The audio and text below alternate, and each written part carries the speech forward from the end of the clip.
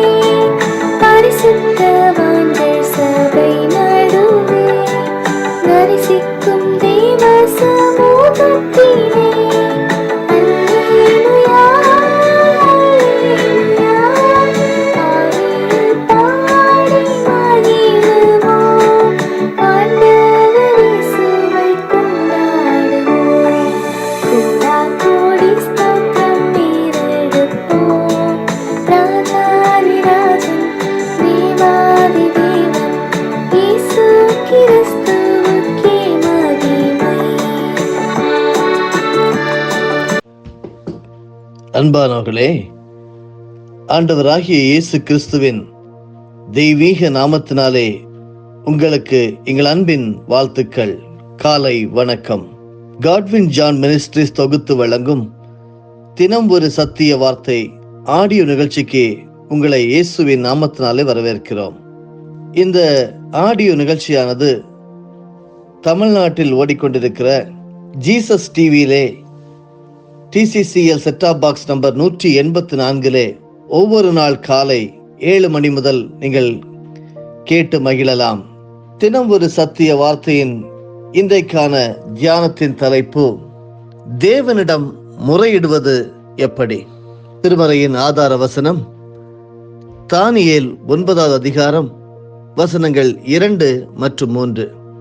தானியேலாகிய நான் புஸ்தகங்களால் அறிந்து கொண்டேன். நான் தேவனாகிய ஆண்டவரை ஜெபத்தினாலும் விண்ணப்பங்களினாலும் தேட என் முகத்தை அவருக்கு நேராக்கினேன். முதலாவது தியான பகுதியாக தானியேல் 9வது அதிகாரம் முதல் 5 வசனங்கள் மற்றும் 17 முதல் 19 வசனங்களை படிக்க கேட்போம். கல்தேயருடைய ராஜ்யத்தின் மேல் ராஜாவாக்கப்பட்ட மேதிய குலத்தானாகிய அகாசுருவின் புத்திரனான தரியு ராஜ்யபாரம் பண்ணுகிற 1ஆம் வருஷத்திலே தானியேலாகிய நான் எருசலேமின் பால் கடிப்புகள் நிறைவேறி தீர 70 வருஷம் செல்லும் என்று கர்த்தர் எரேமியா தீர்க்கதரிசியோட சொல்லிய வருஷங்களின் தொகையை புஸ்தகங்களால் அறிந்து கொண்டேன். நான் உபவாசம் பண்ணி ரட்டிலும் சாம்பலிலும் உட்கார்ந்து தேவனாகிய ஆண்டவரை ஜெபத்தினாலும் விண்ணப்பங்களினாலும் தேட என் முகத்தை அவருக்கு நேராக்கி என் தேவனாகிய கர்த்தரை நோக்கி ஜெபம் பண்ணி பாவ அறிக்கை செய்து, ஆண்டவரே, உம்மில் அன்பு கூர்ந்து உம்முடைய கற்பனைகளை கை கொள்ளுகிறவர்களுக்கு உடன்படிக்கையையும் கிருபையையும் காக்கிற மகத்துவமும் பயங்கரமான தேவனே, நாங்கள் பாவம் செய்து அக்கிரமக்காரராய் இருந்து துன்மார்க்கமாய் நடந்து கலகம் பண்ணி உம்முடைய கற்பனைகளையும் உம்முடைய நியாயங்களையும் விட்டு அகன்று போனோம். இப்போதும் எங்கள் தேவனே, நீர் உமது அடியானுடைய விண்ணப்பத்தையும் அவனுடைய கெஞ்சுதலையும் கேட்டு பாழாய் கிடக்கிற உம்முடைய பரிசுத்த ஸ்தலத்தின் மேல் ஆண்டவரின் நிமித்தம் உமது முகத்தை பிரகாசிக்க பண்ணும். என் தேவனே, உம்முடைய செவியை சாய்த்து கேட்டருளும். உம்முடைய கண்களை திறந்து எங்கள் பாலிடங்களையும் உமது நாமம் தரிக்கப்பட்டிருக்கிற நகரத்தையும் பார்த்தருளும். நாங்கள் எங்கள் நீதிகளை அல்ல, உம்முடைய மிகுந்த இரக்கங்களே நம்பி எங்கள் விண்ணப்பங்களை உமக்கு முன்பாக செலுத்துகிறோம். ஆண்டவரே கேளும், ஆண்டவரே மன்னியும், ஆண்டவரே கவனியும். என் தேவனே, உம்முடைய நிமித்தமாக அதை தாமதியாமல் செய்யும். உம்முடைய நகரத்துக்கும் உம்முடைய ஜனத்துக்கும் உம்முடைய நாமம் தரிக்கப்பட்டிருக்கிறதே என்றேன். இது தானியேல் தீர்க்கதரிசனுடைய ஒரு இறை வேண்டல். ஒரு நாள் காலையில் குடும்ப ஜெபம் ஒரு ஆச்சரியமான அறிவிப்புடன் முடிவடைந்தது. ஆமேன் என்று அப்பா சொன்ன உடனேயே 5 வயது கவி, நான் யோவானுக்கு ஜெபம் செய்தேன், ஏனென்றால் ஜெபத்தின் போது அவன் கண்களை திறந்திருந்தான் என்று அறிவித்தாள். வேதம் பரிந்து பேசும் ஜெபத்திற்கு நம்மை அழைப்பது உங்கள் 10 வயது சகோதரரின் பிரார்த்தனை நெறிமுறைக்காக ஜெபிப்பதை மனதில் வைத்துக்கொண்டு அல்ல என்பதில் நான் உறுதியாக உள்ளேன். ஆனால் மற்றவர்களுக்காக நாம் ஜெபிக்க முடியும் என்பதையாவது கவி உணர்ந்தாள். அருமையானவர்களே, வேறொருவருக்காக ஜெபிப்பதன் முக்கியத்துவத்தை வேதாகம ஆசிரியர் ஓஸ்வால்ட் சேம்பர்ஸ் வலியுறுத்துகிறார். அதாவது, பரிந்து பேசுதல் என்பது உங்கள் தேவனின் இடத்தில் வைக்கிறது, உங்களை தேவனின் இடத்தில் வைக்கிறது. அது அவருடைய மனதையும் கண்ணோட்டத்தையும் கொண்டுள்ளது என்று அவர் சொன்னார். தேவனை பற்றியும் அவர் நம்மீது வைத்திருக்கும் அன்பை பற்றியும் நமக்கு தெரிந்தவற்றின் வெளிச்சத்தில் மற்றவர்களுக்காக ஜெபிப்பது இது. பரிந்து பேசும் ஜெபத்திற்கு தானியேல் 9ஆம் அதிகாரத்தில் ஒரு சிறந்த உதாரணத்தை நாம் இப்பொழுது வாசிக்க கேட்டோம். யூதர்கள் பாபிலோனில் 70 ஆண்டுகள் சிறைப்பிடிக்கப்படுவார்கள் என்ற தேவனின் வேதனையான ஒரு வாக்கு தத்துவத்தை தீர்க்கதரிசி புரிந்து கொண்டார். எரேமியா 25ஆவது அதிகாரம் வசனங்கள் 11 முதல் 12 வரையிலும் படிக்க முடிகிறது. அந்த ஆண்டுகள் தங்களுடைய நிறைவை நெருங்குவதை உணர்ந்த தானியேல் ஜெப சிந்தைக்குள் சென்றார். அவர் தேவனுடைய கட்டளைகளை குறிப்பிட்டார், தன்னை தாழ்த்தினார். அவர் தேவனுடைய தன்மையை கனம் பண்ணினார், பாவத்தை அறிக்கையிட்டார். அவர் தன் ஜனங்களுக்காக ஜெபித்த போது அவருடைய இரக்கத்தை சார்ந்து கொண்டார். தேவனிடமிருந்து உடனடியாக பதிலையும் பெற்றுக்கொண்டார் சொல்லி வசனம் 21 தானியேல் 9:21 நாம் கற்றுக்கொள்கிறோம். அருமையானவர்களே, எல்லா ஜெபங்களும் அத்தகைய வியத்தகு பதிலுடன் முடிவடையாகாது. ஆனால் நம்பிக்கை மற்றும் பற்றோடு, சிறந்த விசுவாசத்தோடு மற்றவர்களின் சார்பாக தேவனிடம் செல்லலாம் என்று நீங்கள் நம்புங்கள். நீங்கள் மற்றவர்களுக்காக ஜெபிக்கும் போது தேவனுடைய மனதை எவ்வாறு தேடுகிறீர்கள்? அவருடைய கண்ணோட்டத்தை நீங்கள் எவ்வாறு நாடுகிறீர்கள்? அருமையானவர்களே, புதிய ஏற்பாட்டிலே ரோமருக்கு எழுதின நிருபம் 15ஆவது அதிகாரம் வசனம் 32 நீங்கள் தேவனை நோக்கி செய்யும் ஜெபங்களில் நான் போராடுவது போல நீங்களும் என்னோட கூட போராட வேண்டும் என்று உங்களை வேண்டிக் கொள்கிறேன் என்று அப்போஸ்தலனாகிய பவுல் நமக்கு ஆலோசனை தருகிறார். ரோமர் 15ஆவது அதிகாரம் வசனங்கள் 23 முதல் 33 வரையிலும் படிக்க கேளுங்கள்.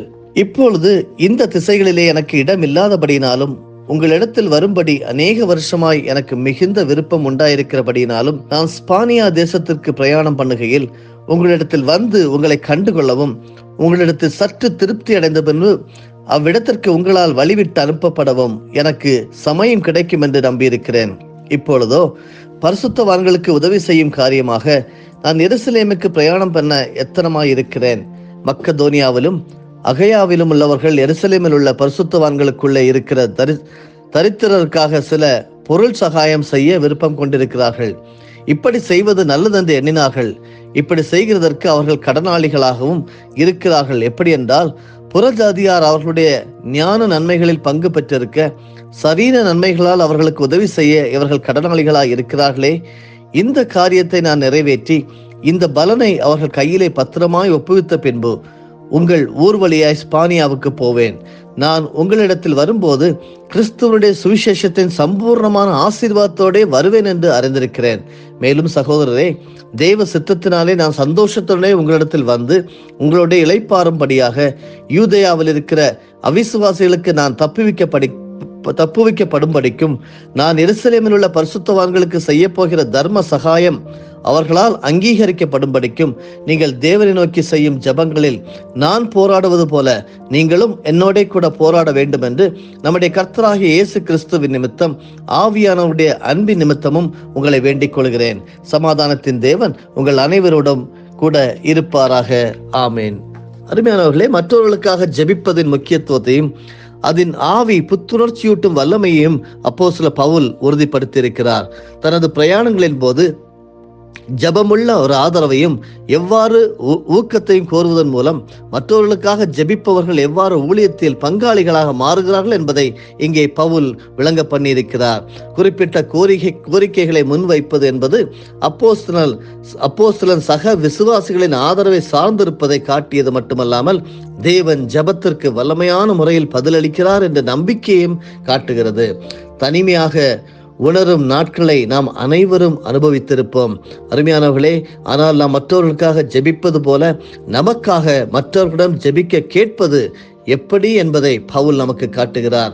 தேவனுடைய ஜனங்களின் பரிந்து பேசும் ஜபங்களினால் நாம் மூடப்பட்டிருக்கும் போது வாழ்க்கை நம்மை எங்கு அழைத்து சென்றாலும் தேவனுடைய பலத்தையும் ஆறுதலையும் நம்மால் நிச்சயமாக அனுபவிக்க முடியும். அருமையானவர்களே, சமீபத்தில் யாரை கொண்டு பரிந்து பேசும் ஜெபத்தின் மூலம் தேவன் உங்களை ஊக்குவித்தார்? இன்று நீங்கள் யாருக்காக ஜெபிக்க போகிறீர்கள்? சிந்திப்பீர்களா? தேவனிடம் முறையிடுவோம். அன்பான நல்ல ஆண்டவரே, ஒரு காரியத்தை நாங்கள் உலகத்திலே அறியும் போது தீர்க்க தரிசனங்களால் அல்லது நடக்கக்கூடிய காரியங்களை நாங்கள் அனுபவித்துக் கொண்டிருக்கும் போது எப்படி ஆண்டவரே நாங்கள் ஜெபிக்க வேண்டும் என்பதை தானியேலுடைய அந்த அன்பான ஜெபத்தின் மூலமாக கற்றுக்கொண்டோம். ஸ்தோத்திரம் அப்பா. அதே போல நாங்கள் பிறருக்காக பரிந்து பேசும் ஜெபத்தை நீர் விரும்புகிறீர். நாங்கள் பிறருக்காக பரிந்து பேசுகிறோம் அப்பா. யார் கஷ்டத்தின் மத்தியிலே, வேதனைகள் மத்தியிலே, சோதனைகளின் மத்தியிலே நாங்கள் அவர்களுக்காக இப்பொழுது போராடி ஜெபிக்கிறோம். கர்த்தாவே, அவருடைய எல்லா எண்ணங்களையும் விருப்பங்களையும் கர்த்தர் நிறைவேற்றி தரும்படியாக ஜெபிக்கிறோம். அதே போல ஆண்டவரே, எங்களுக்காக ஜெபிக்கிற ஒவ்வொருவருக்காக நாங்கள் நன்றி செலுத்துகிறோம். அவர்களும் ஆசீர்வதிக்கப்பட நாங்கள் அவர்களுடைய ஜெபத்தினால் நாங்கள் சூழப்பட்டிருக்கிறோம் என்கிறதை அறிந்து கொள்ள எங்களுக்கு ஒரு வாய்ப்பை தந்து ஸ்தோத்திரம் அப்பா. அன்புள்ள பரலோக பிதாவே, உம்மை நாங்கள் நன்கு அறிந்து கொள்ள எங்கள் ஒவ்வொருவருக்கும் உதவி செய்யும்.